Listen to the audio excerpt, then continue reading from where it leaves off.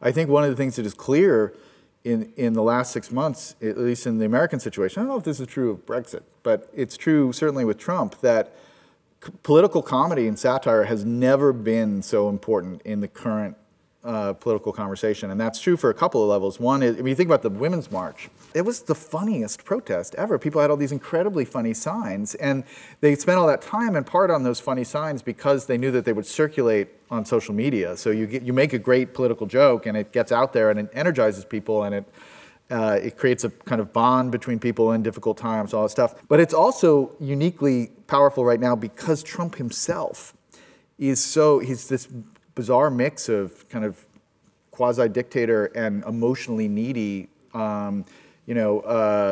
person, man-child, who is, this is going out over the internet, I may not, Stephen Johnson is a hater. Forget what I said. Yeah. Fake news, failed author Stephen Johnson. Yeah, exactly.